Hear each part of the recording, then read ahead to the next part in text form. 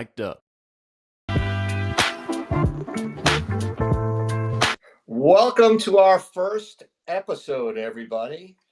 I'm Michael Miller. I'm one of your hosts. Thanks for joining us on our inaugural Coast to Coast broadcast. My partner in crimes, Adam, in his Yankee uniform, is Adam Schneider. And our first guest is K-Dog. Hey, everyone. And Kramer. Our goal for this broadcast is going to be talking more than just Yankee baseball, but talking baseball. But because we're three guys who are big-time Yankee fans for, 50 years apiece, we're going to be having a Yankee slant on most of our talk. Matter of fact, the three of us met at Yankee Fantasy Camp many years ago, and we all still play baseball in one shape or another. Matter of fact, the league I play in is called the OFMBL by my kids, the Old Fat Man's Baseball League. So, Adam, why don't you tell us a little bit about yourself and why you want to bother doing this? Well, this is great. We just talk a lot. We do a lot of yapping about baseball. My wife always says, "Have you ever thought to ask the Yankees for their opinion of your opinion? Have you ever shared your input?" I said, "We never have done that," and so this is kind of an opportunity for us to share our deep philosophical love for this team and our understanding of all things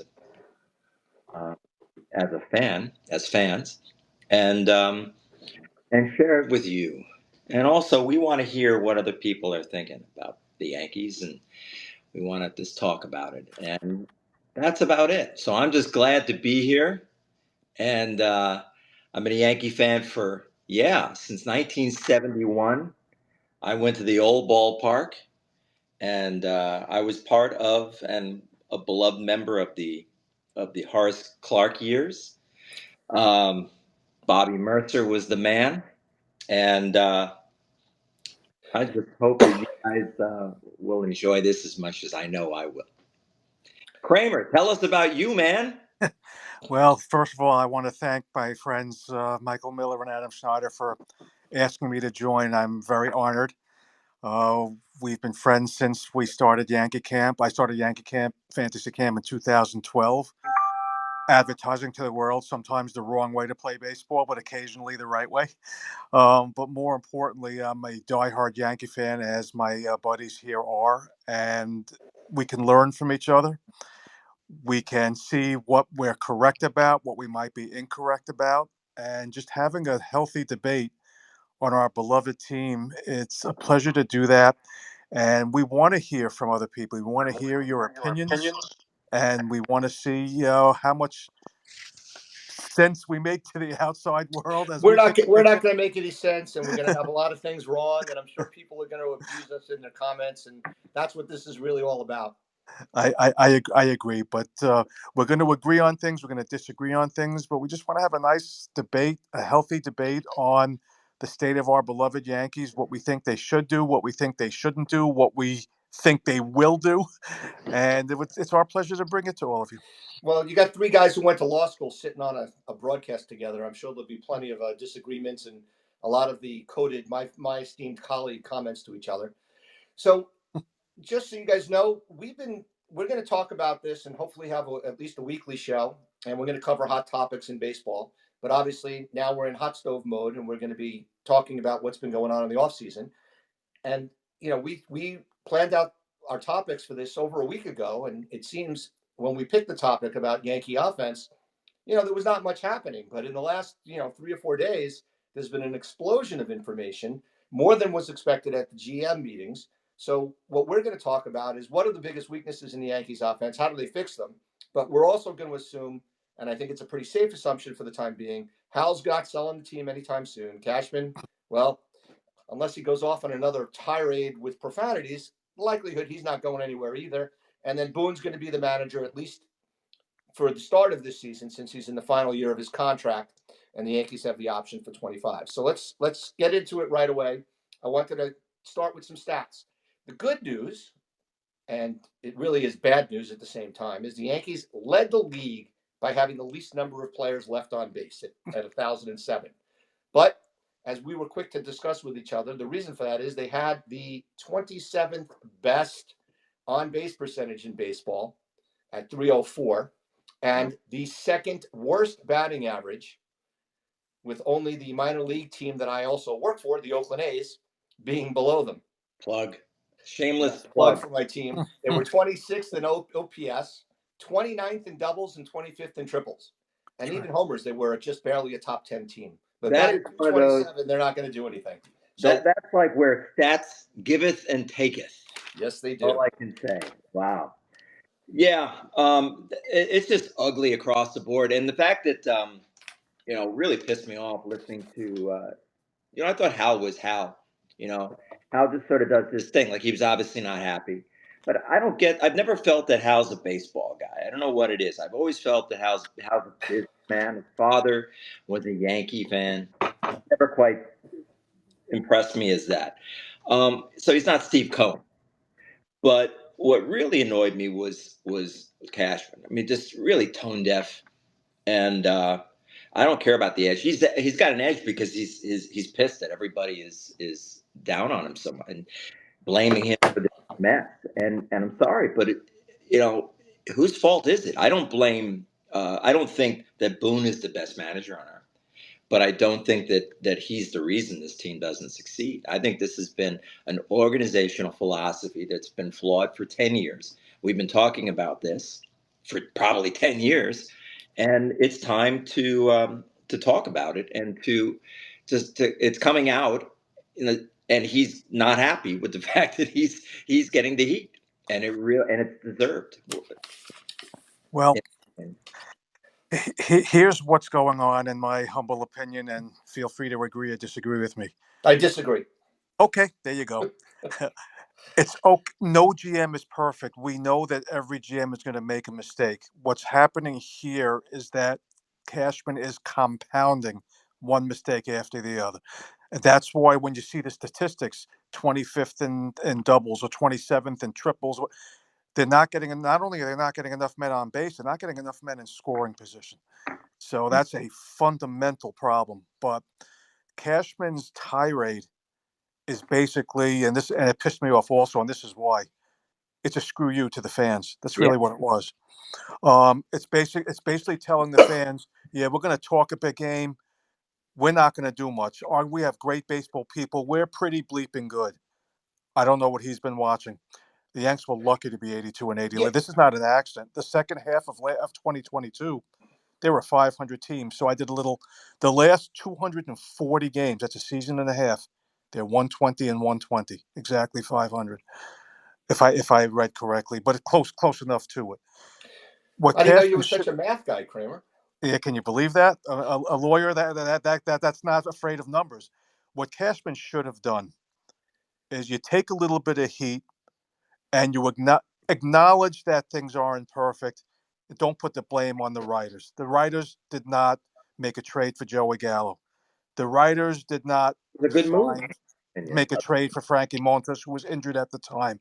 The writers did not fail to trade players when they had value. This is what Cashman failed to do. Look in the mirror and admit it. Now, I know Well, there's certain ways you have to say it in public. I get it. right. But What don't tell the fans to bothers screw me? themselves.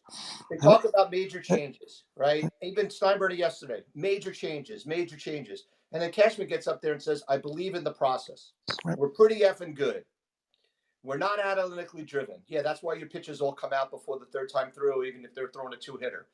It's ridiculous. It's just totally ridiculous. How are they going to make any changes? He just said, we're pretty effing good. I think we're going to be a good team. We're going to come back with the same players.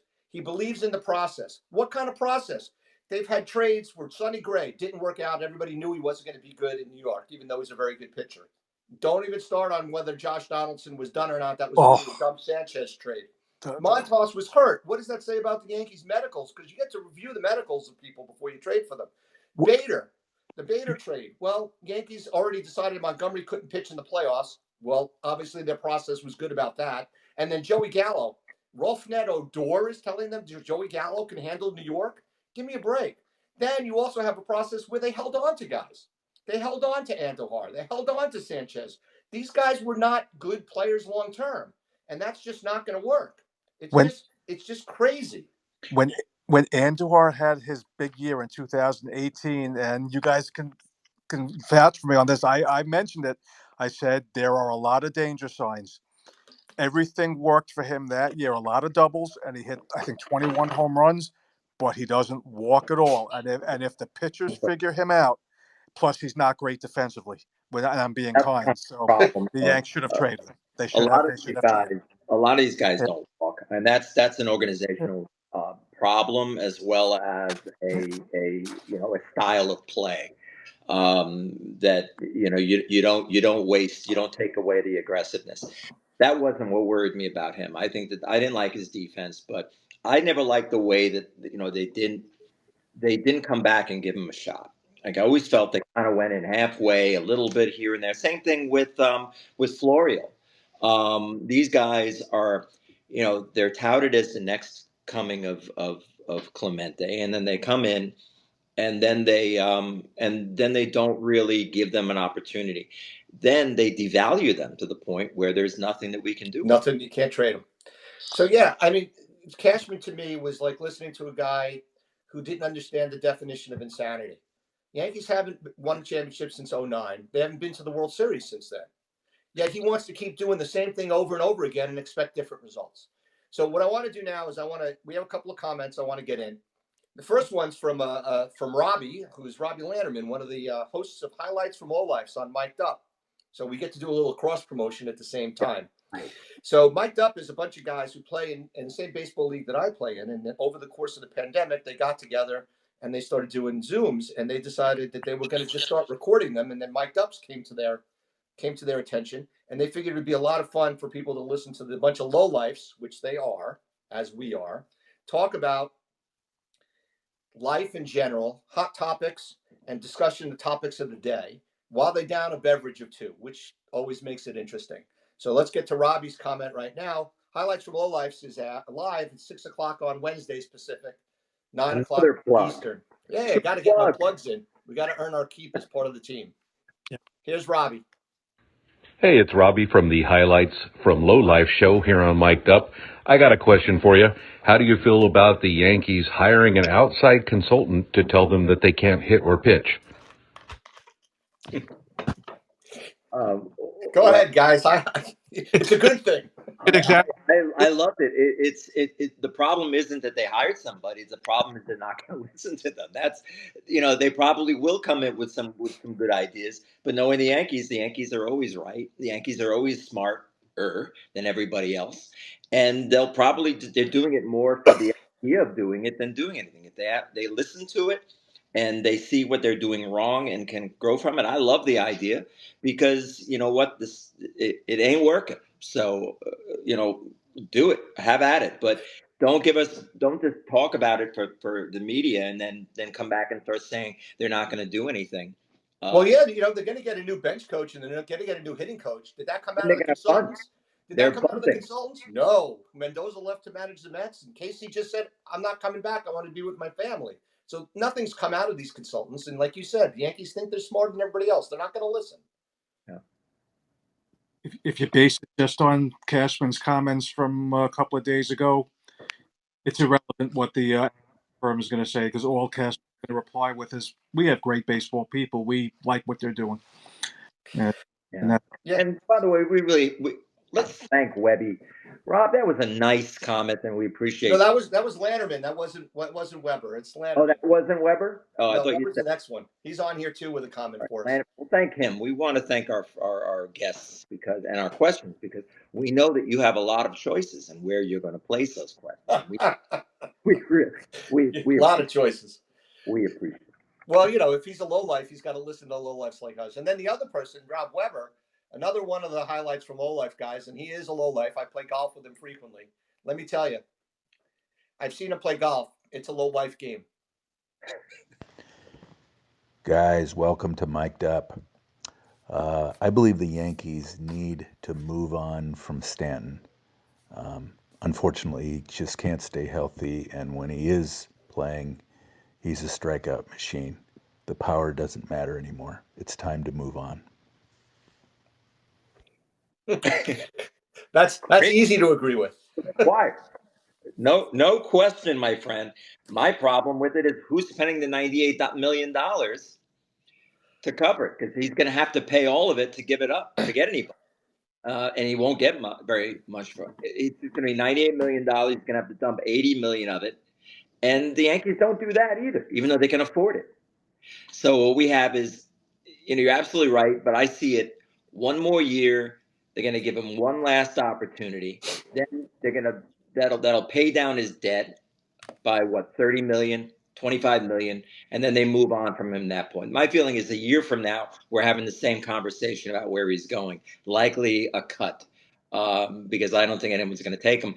I worry that he just doesn't have anything left, and the metrics are showing that while he still hits the ball hard, he doesn't have, his bat speed is down, and he's such a bad ball hitter that when he makes a mistake and hits the ball a mile because he's so strong, he's not doing that as much anymore, and it's just going to get worse. So yeah, I don't know. I don't see a lot of value, but I don't see them ever giving up on it or giving up for another year at least. Yeah. Maybe. So his contract, just to get it out there, his contract, Yankees are responsible for $22 million a year for the next 4 years, where the Marlins are paying 10, 10, 7, and 3 over those same 4 years. And then the fifth year, there's a team option for $28 million, where the Yankees would, or $25 million, where the Yankees would pay 22 of that 25 for that last year, which we can guarantee the Yanks aren't going to pick up, especially regardless of how he performs. So yeah, so 22 million a year that he's eating up and blocks other players from value. Let me ask you guys: does he have any value to anybody in the league right now who has a bad contract that the Yankees can flip flop? I mean, I'll take anybody. I take a lousy arm because we only have to worry about him every 4 or 5 days. That would have been a thought if Stanton didn't have a full no trade clause. Stanton controls where he goes. Yeah. That's the other half of it. Good point there, Danny. So it's one of those things where I did not like the trade happened, and you guys remember I was critical of it. No, you were very critical. I was all on it. I loved it. So you're right. I wasn't a player by my criticism. Just that I foreshadowed that this was gonna. I don't want to use the word cripple. Was going to cost the Yankees their thought process of their ability to do something different. So anyway, looking at Stanton's complete body of work and understanding that we're stuck with him, the Yankees are stuck with him because he has a no trade clause. I think he does deserve the 2024 season as a final chance. But if he's hitting 195 in July, you got to eat it.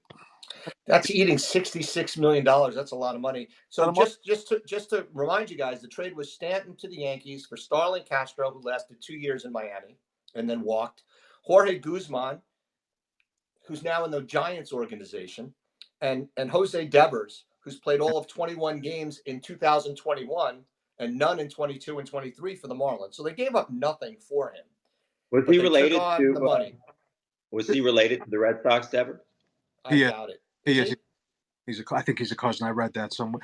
But the I think you're just being a racist, Kramer. So they didn't give up anything. That's not the problem. They didn't give up. The problem is what they got. And the deal was good. I mean, I remember when they took the money, when the Marlins took the money, I thought, Christ, why not? And even if he was a 240 hitter with 25 homers and 75 RBIs, that's a $22 million player.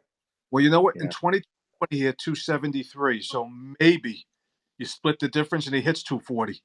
But one thing I will give him, from what we've read, he's an excellent teammate, very well liked, and he's accountable. He stands at his locker when he has a bad game and he answers the question. So I'll give him that based on his track record.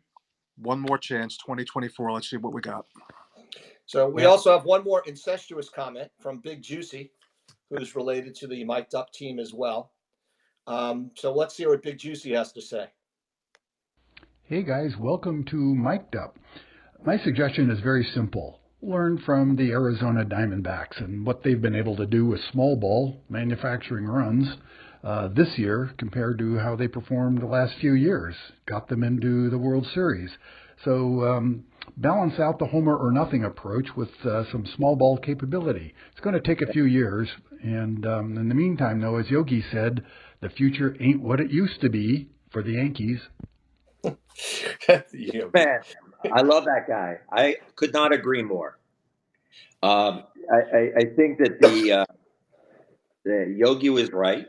Um, I think what you always got to plug Yogi, guys. If we're gonna ever get Yogi, if we ever get Yogi quotes or anything, we have to give all the love and due Oh, I thought you diligence. were going to say we got to get Yogi on the show. I was a little worried about you there, Adam. No, but we could get a family member. Maybe it's one of his sons. I think I know their son somewhere. That would be a fun conversation. So, anyway, that's so on point.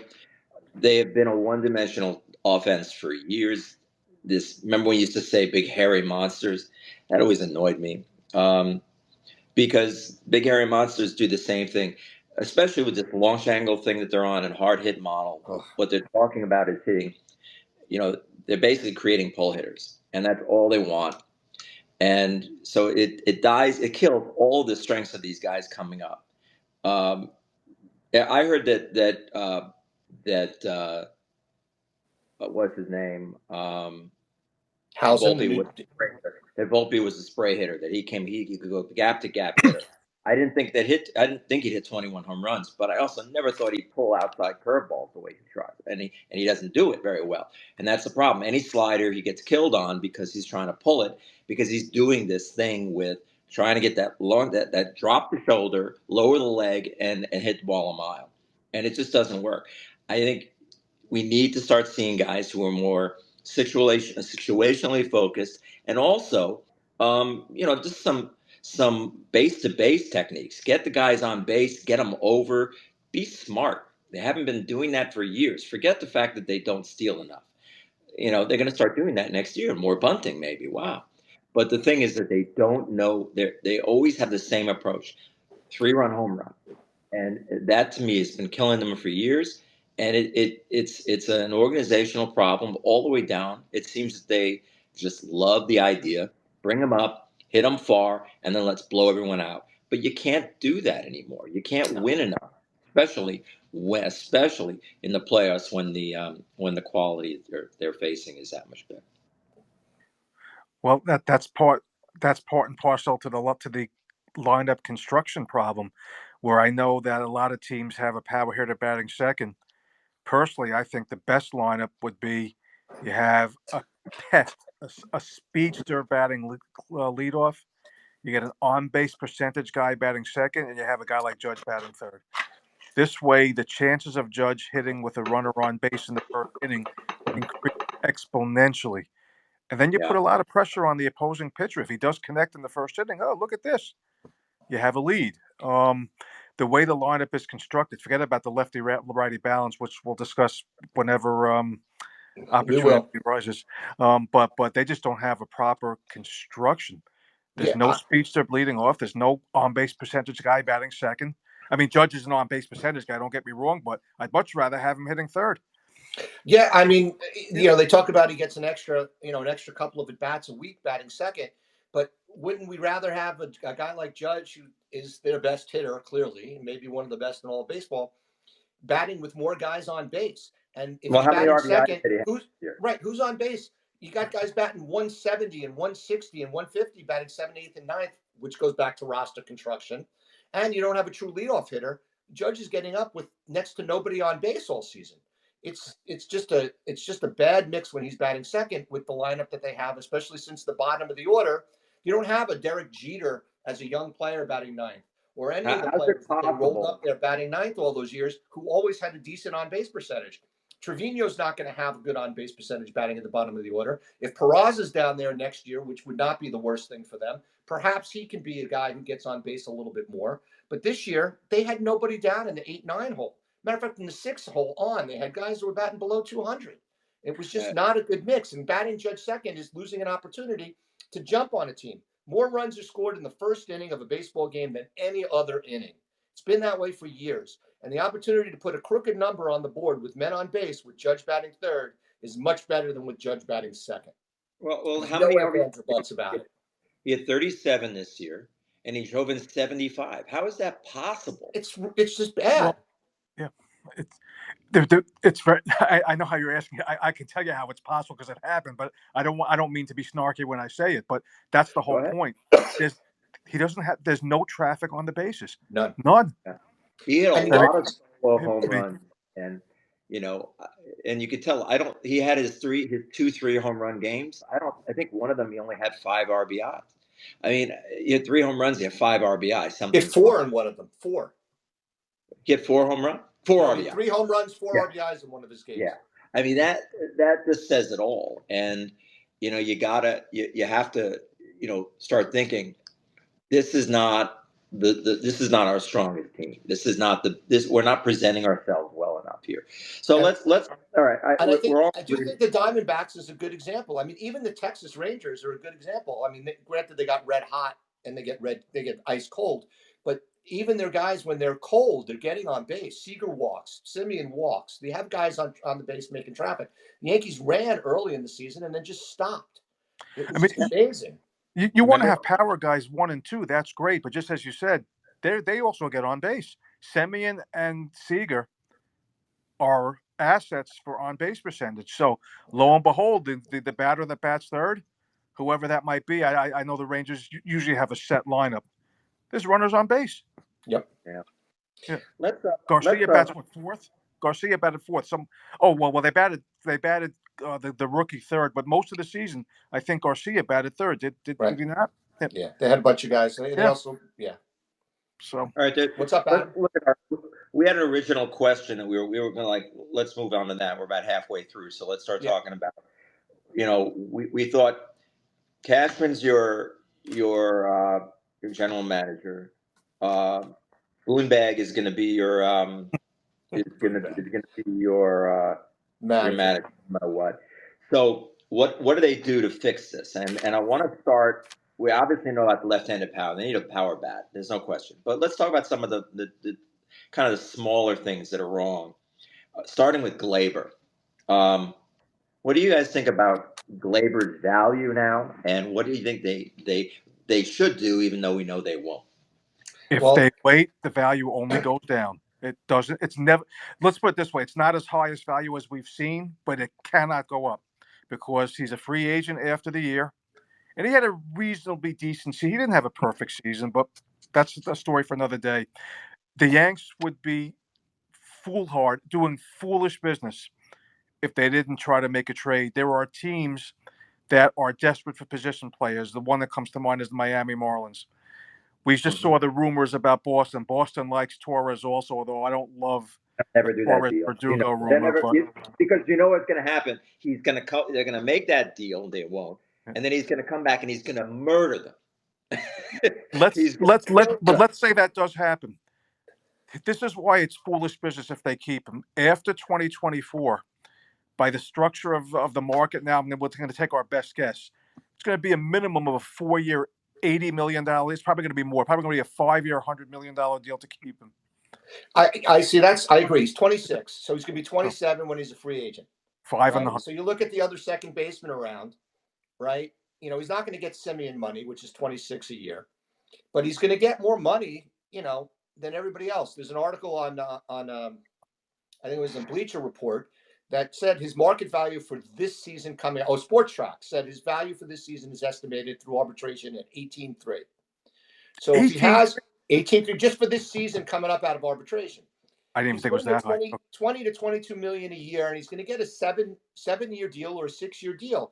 He, to me, is a player with a low baseball IQ. Evidence is one of some of the worst base running ever. The man hit into 19 double plays, which is more than any other guy on the team. Yeah, he did have a pretty good year. He had almost a 350 on base percentage. He had a good year, but he reminds me a lot. He has no range on defense. And he reminds me a lot of Robinson Cano to a certain extent. Cano was a better player. Right. And I think that he's going to have a precipitous fall. And if they don't trade him now, they're looking at the same problem they had when they didn't dump Voit when he had his miraculous season. They didn't dump Sanchez when they had the chance to dump him, and they ended up dumping him for Donaldson, which killed them. And they didn't dump Andujar when they had a chance, when he had value. If they weren't going to play him, they clearly didn't value him, and everybody else did. They got to trade these guys. And I think he has a lot of value, and he can go in a package. I don't like Verdugo. Miami can give them some pitching, but the Yankees have a lot of needs on offense, and I think they have a surplus on the infield. They got Peraza, and they can move DJ back to second base. Peraza can play third, or Peraza can play second. DJ can play third, and you got to hope Rizzo comes back, and that's your starting infield. Yeah. Here's the Glaber conundrum. Look at the 2022 season, and I remember having a debate or a friendly discussion with someone in the gym. Said, "Oh, I love Glaber. He had a great year," and he looked at the 24 homers and the 75 RBIs. And I didn't want to be snarky to him, but I said, "You think he had a great year?" I said, let me try to convince you otherwise. Look at his strikeout to walk ratio. I'm talking about 2022. It was terrible. Oh, it's terrible. I think he struck out 130 something times and walked 40. So it was a 3-1, a little more, and that was the year that Glaber had. And he was better this year. He was definitely better this year. No doubt That's about the it. reason. You got it especially if you're not going to sign him. And the Yankees, the one thing the Yankees seem to have right now in their farm system is a lot of middle infielders. And everybody's talking about, the Yankees haven't produced any position players or anything like that. Well, these low-level position players the Yankees have, like a Sweeney and a Lombardi and an Arias, and obviously Peraza, and Volpe just came out of the system. There's a bunch of middle infielders. All they got to do is hit on one. Plus, they have DJ for another couple of years, and he's got to play. Those are other reasons. That's why it's a no-brainer. You trade Glaber. And you don't worry about his 24 home runs and 70 RBIs. You trade Glaber, for example, for a Braxton Garrett, or I actually like Rogers, too. I know he had a bad year, but Rogers reminds me of Andy Pettitte. I mean, he's got that type of repertoire. And if you're getting him on a downturn, maybe you get something in addition to him, where Miami says, okay, we'll give you Rogers and a prospect. I would do that trade in a second. All right. One of the reasons why the Yankees don't want to move Glaber is they feel that he was their second best player last year. You give up, they already have a lousy offense. You're going to give up an incredible, like they're the guy having one of his best seasons and maybe not getting something back. But here's what I think. Surprisingly, he only had a 2.9 WAR last year. Yep. Now, Volpe had a 3.3, and we know how bad an offensive year he had.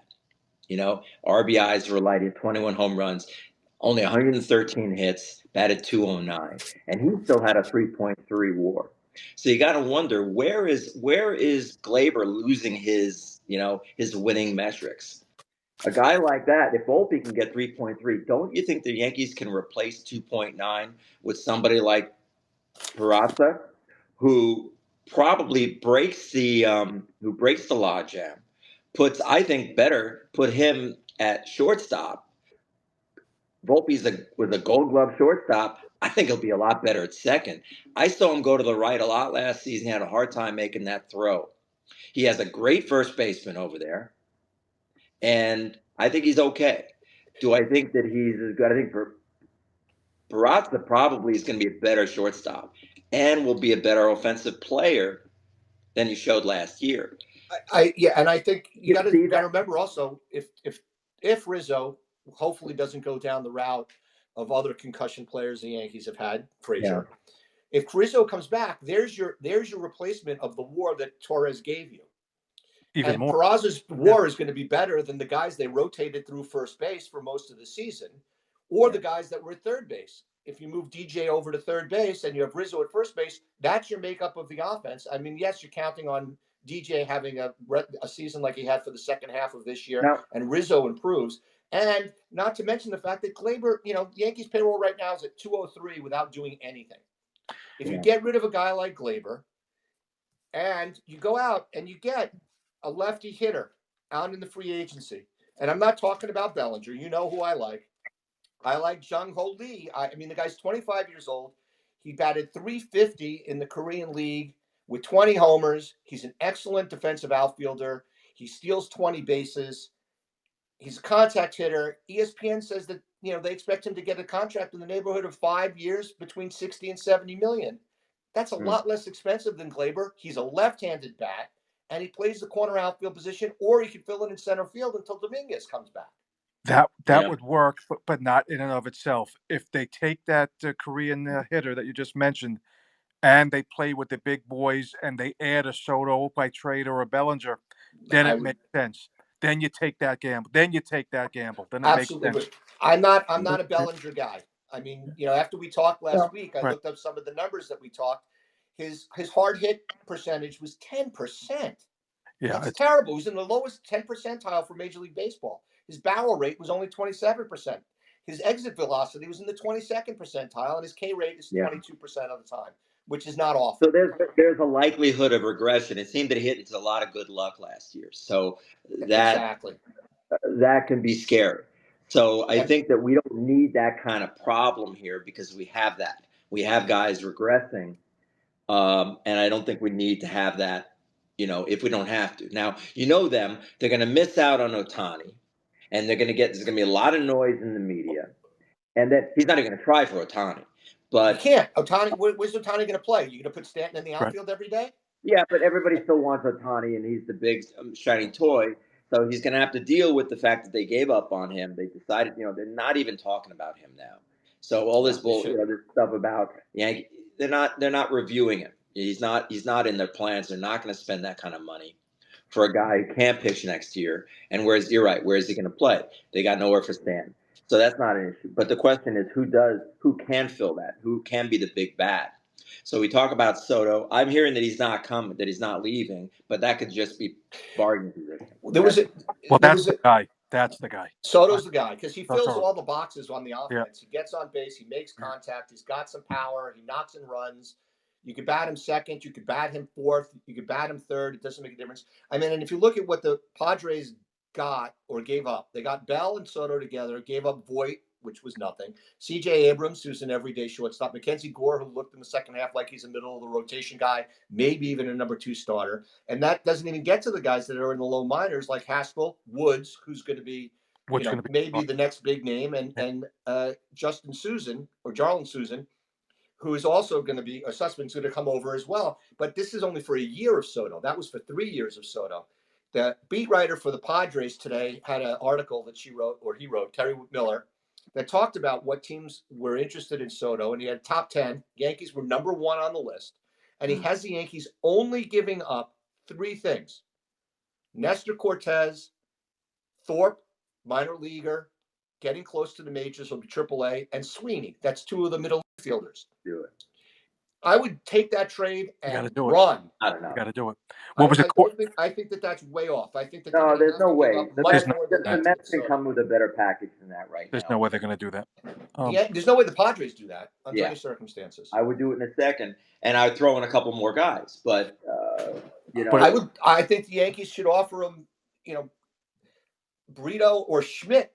Add that to the deal. Even give him 2 starters that are major league ready.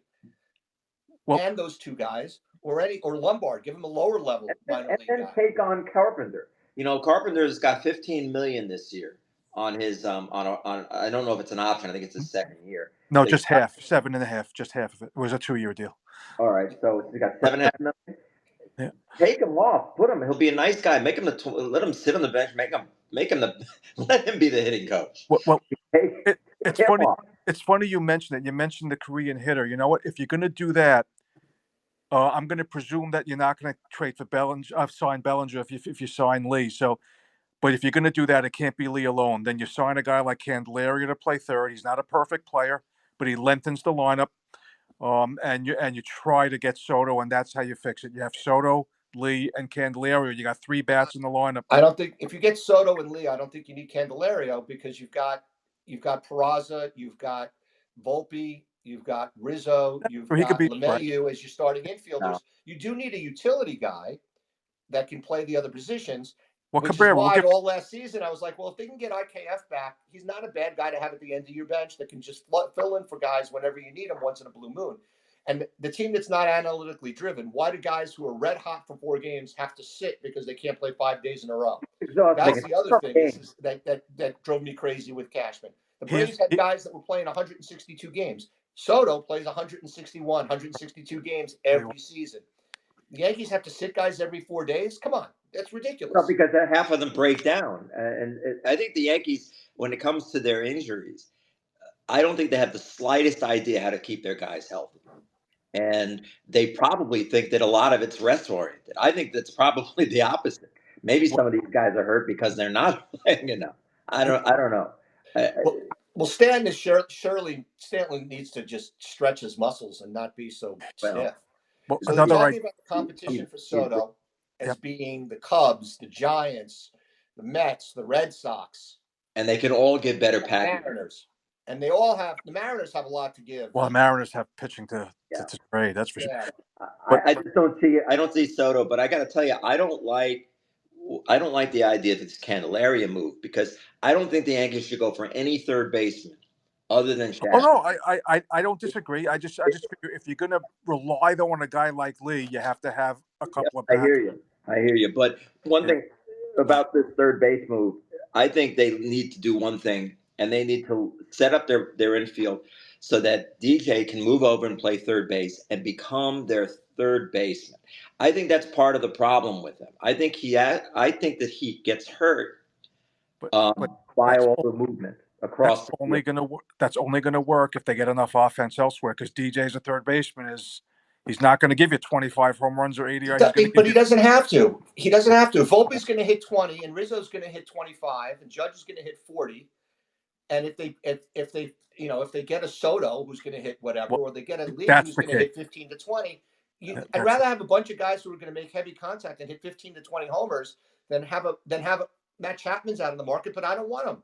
The guy was no. red hot at the beginning of the year. He still only hit 240 with his 30 homers. I don't want guys like that. I don't Is want he those off high the market? Did he strikeout get picked guys. up? Chapman, Yeah, what happened? he's a free He's a agent. free agent. Oh, that's what I mean. See, I would go for him just because I like his home run bat and I love his defense. Having him at third and Rizzo at first. What Pass. does that do for them? I think he's getting up there in age. He's 30. He's going to be 31 to start of the season. And, I don't want to keep signing guys that are going to be 4 years into the contract, be 35 years old. That's why I I hear like Jung Ho Lee. He's 25. That's you. why I like Soto. He's No, I like him. 25. And But another guy. I have one of the five another things, example. Oh, I'm sorry. one Go of ahead. my five things was that I felt that in order for them to be better this year and possibly win, is they got to get LeMahieu back. Healthy and playing the way he was Well, because he's exactly the kind of player that they Yes. don't have. He was those 2 years. He was the kind of player that you almost thought they were thinking, we gotta build. We need a bunch of guys who are the line the ball up the middle. You know, just go the other way. Who cares if you hit a home run or not? Get on base at all costs. That's who he was. Playing great defense everywhere. But that's not the player he is now. and to respond to that point and to answer Miller's question before, we need a guy that can play around the diamond. A perfect example is what the Yanks should do is I'm going to use Clark Schmidt as an example. They should be trading him because teams are desperate for pitching. He's not going to be more than what he is. The Cardinals are desperate for pitching, and they have the perfect player. If the Yanks could make a trade for Donovan. Brendan Donovan, that's the guy. Isn't He he hurt plays though? infield. He plays outfield. He's left-handed hitter also, which is a bonus. But he's hurt. Didn't he have like surgery? Surgery, but the type of injury he has is something he'll recover from. Who's the other guy? The Cardinals have? Was it Dylan Carlson? Yeah, I like him better. I think. I like him too, but Dylan Carlson's strictly an outfielder. Brendan Right. Donovan can play Plays everywhere. second, can play third, can't play short, but can play second, can play third, can play the outfield, and he probably can even play first if you needed him. But he's a left-handed bat. He doesn't strike out a lot, and you'd be surprised with the Yankee Stadium. He might hit for a little bit more power, and he's I think 26 years old. That's the type. That's See, the I player could the Yankees would be especially looking if he's under team control for a couple of years as well. at least three more, maybe four. Yeah, I mean, That's we'll see. Schmidt was pretty good the second half of the year, but King is going to replace him in the rotation. Right, and And but I think King's actually replacing Nestor. I'm more worried about Nestor. I'm worried about Nestor's long-term health. well, I'm worried about that too. But the thing about Schmidt is, do we really think he's going to be better than a back end starter? I don't. I'm not criticizing. He's This a is what 3, he 4, is. 5 starter. Yeah. So this is what he is. But there are teams that are so desperate for pitching. Schmidt is replaceable. If he's what it costs, or him and a prospect to get a guy like Donovan here, you do it. That's the type of player that the Yanks need. So then why don't we get some last thoughts? Because I think the next, just so you know, we've already talked about this. Is our next show is going to be rebuilding the pitching staff because we know they're already losing all these guys in the bullpen. So we need to talk about what the hot stove is going to be with regard to the pitching staff, and we're starting to get into it, and we're getting into it now. What do we have as far as some last thoughts for offense for the Yankees? Anybody? Kramer, you go first. Well, obviously, I think we all agree that they need at least two and maybe even three bats, at least two of them left-handed. The Yanks have to go into the big boy market. One of the bats they add has to be a Bellinger or a Soto type. We prefer Soto because we think he's the better of the two players. But this is basically what the Yanks need to do to make the big changes that are going to be successful. Big changes mean nothing if they're just paper changes. A big change is a difference maker. Soto is a 400 plus on base percentage. You team Soto up with Judge. Oh, Well, there you go. You got two players that Right opposing between. Can you pitchers are. imagine Soto between Judge and Stanton? Can you imagine what that would do for Stanton? That's part of the point because Stanton they're stuck with. So you add a Soto to Judge. Now, and Stanton, I believe, is too passive. He should be swinging more at the first Oh, pitch. oh terrible. yeah, I mean, Always just swing big more at play. the first pitch. Always. You know, always. but Stanton was the Yanks are stuck with him. So you add a guy like Soto here, and that's not minimizing Bellinger because Bellinger would really help. Then you take a chance on the Korean player Lee, I think is his last name, Yep. and you also trade a pitcher to get a guy like Donovan here. Then all of a sudden you've added three bats. They're left-handed, but that's what the team needs. Yeah. That balances a lineup, adds power, and it adds on base percentage. And on another topic, I think Florial has done enough to earn a backup outfielder's job. He has Fourth the skill outfielder, set. absolutely. He shouldn't start, but he has the skill set. And He's and your he fourth outfielder. He earns no money. got, and with L'Oreal, I wouldn't be surprised if the Yankees do something silly and get a right-handed bat in for him to platoon with. But let's. I don't even want to go down that road. No, Adam, what do you got to finish this off here today? All right. We're trading away all these pictures. It sounds so. They got to get Yamamoto. They need Yamamoto. So I'd like them to go after that 100%. I like them. They seem to like the the temperament of Japanese pitchers in their order. They like that kind of steadiness that they bring to an order. So I think that they're gonna. Big pitching staff. I think they're gonna move for him. Um, the I'm all about improving what they've got now. I think they can improve DJ tremendously just by getting him healthy, giving him one position. So I'm strong on that. I agree, left-handed bat, though I don't believe I'm not a fan of Bellinger for the reasons you mentioned. Soto is the man, but I don't think they're going to get him because they do not have the package to put together, and they're not going to give up Dominguez and everyone that's necessary to do it. I agree. We move Glaber because I think that they can easily replace his bat with Peraza. I think him at second base or at shortstop and let the two of them grow into their all-star middle infield in 3-4 years. This is the year to do it because it will ease up the bottleneck in the middle, and then open up and then allow them to create some solidity with DJ over at third alone, not moving every night to a different position, which I do think hurts them. It maybe not as much this year, but last year more that in the years past, I think it aged them. Being at third base and playing with the shift and having to move out to right field, having to do what they were doing during the shift era was driving them crazy, and I think it was hurting them physically. I think it exhausted these guys, and I'm wondering if maybe giving him some, one position, plays every day. He's going to be batting everywhere in the order anyway because that's this boon bag. But I think that that's going to help him a lot. Just kind of solidifying around that. That's my Yeah, that's my I mean, plan. I don't have too much new to add. I think that the bat that replaces Torres is Rizzo. Rizzo comes back and he does what he does.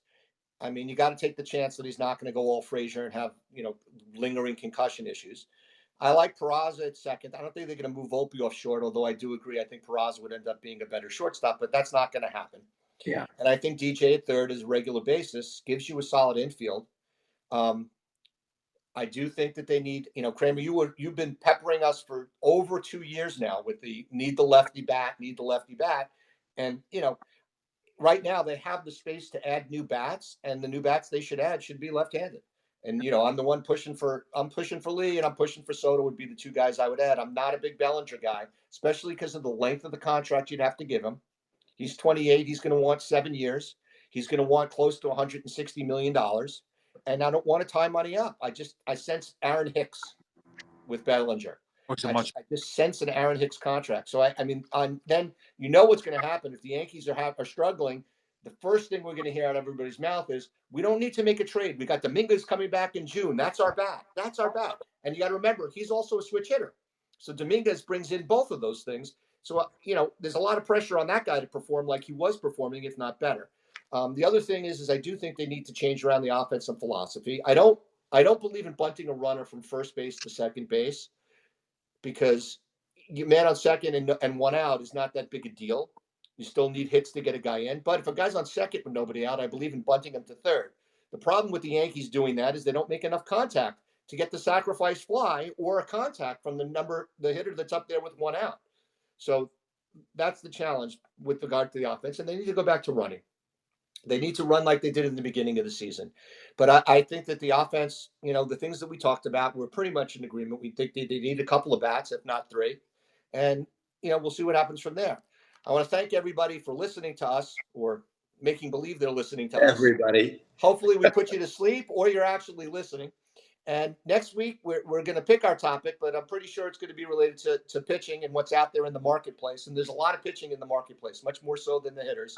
And hopefully you guys enjoy this. And we hope to get some of the rough edges rubbed off of us over the course of time. We're going to have rotating guests. We do like our friend K-Dog as our first guest. Thank you, Kramer. He's been part of our text string for 7-8 years already, where we've been talking about this stuff. And we've got a bunch of guys on our Highlanders team that we want to bring into this, and a bunch of other guys. And hopefully we'll be able to have some shows. We'll bring in some former players and other friends. Live at Fantasy Camp, man. January 13th, 15th, or whatever. We're going to be there. Yep. We're going to do some shows there. So look for us next Thursday. And then we'll probably take the week off for Thanksgiving unless we do a different show. But thanks for listening. And hopefully you guys come back next time. Thanks, guys. Bye-bye. Thank you.